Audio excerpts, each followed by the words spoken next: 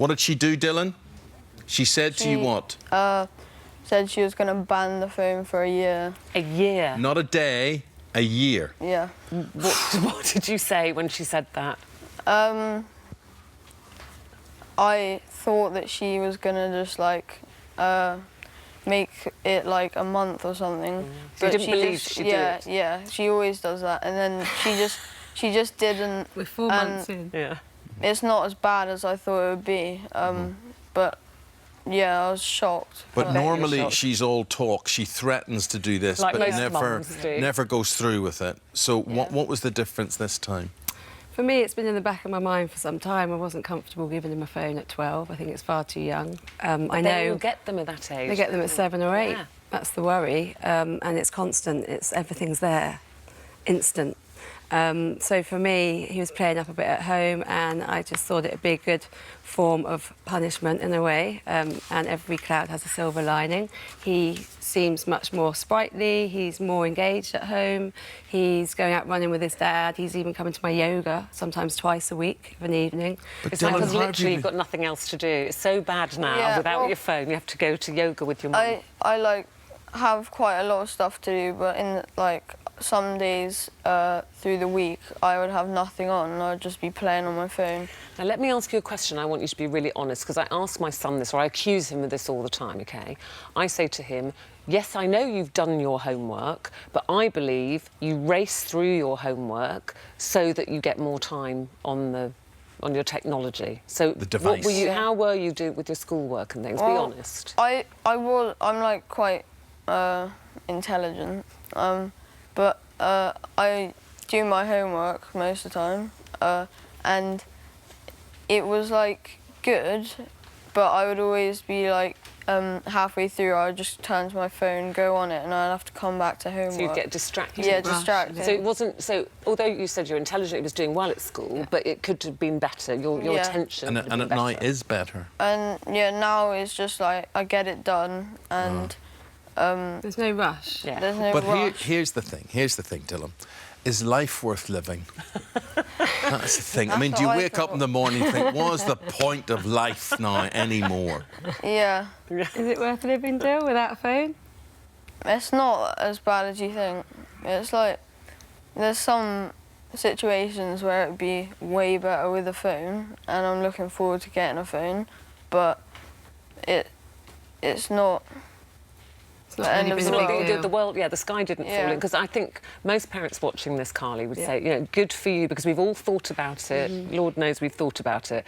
But actually putting it into practice, you know, either we're too lazy to enforce it or, you know, too busy or whatever. So I think a lot of parents watching think, I'd love to try that. Did you mean it when you said a year? Oh, yes, I Yeah. meant it. Then I stepped on it and I thought that was a bit harsh, a year. So I thought 3 months would suffice. Yeah. And then just watching, we're in month 4, and he doesn't seem that rushed to get a phone. And just seeing the changes in him. His younger brother, Marley, he's only 10 and he wants a phone. But I think from all of this, he's even deciding to wait a little bit longer. But Carly, what about the effects on you? This means you have to talk to them, play with them. This is it. It was a Be great informed. babysitter for me. I could have a little bit of peace. Yes. What was happening, actually, I would come in, Dylan would come in from school, I'd be cooking, because I work evenings. He would get on his phone, and then I would leave, his dad would come in, he would still be on his phone, but Dad wouldn't know he'd been on his phone, so he would be on it 2 to 3 hours some nights, because it's dark. What else do you do? So now, we're having to talk to them. We're having to play games, we're having to engage a bit more as Look, parents. But actually, it's quite good fun. This is going to be, before you ban the phone, this is going to be our phone-in today, because later on in the programme today, we've got the parenting expert, Liz Fraser. She's going to be taking your calls on this topic. Have a think about this. Are you worried, you're listening to this conversation now, are you worried that your child's technology usage could ruin Christmas? I actually do think it becomes an addiction. I know that sounds really dramatic, but, you know, I think that's what parents... Do you understand, Dylan, why adults, why we worry about the amount of hours? I mean, it's hours you spend on these things. Well, I was only on it for, like, 2-3 hours a day. That's and I know I know, conservative. that might sound like a lot, but most of my friends are on it a lot more. Talking of your friends, you see, I know if I said to my son, that's it, I'm taking your phone, literally, he would think his life was over. Yeah. He would leave home. He'd probably leave home, Yeah. and he'd say, oh, everyone else has got a phone, I'm going to be like an outcast. How have you felt that with your friends? If you're the only one without a phone, you can't join in any of the games they're playing or texting? Well, I didn't really play many games. I played like one game that I was addicted to. But they just hope that their parents don't do the same thing. Yeah, really. it's going to be too popular. Right, Carly, so is this going to catch on? You're asking Christmas Day. Folks at home, we're asking you today, could you make Christmas Day...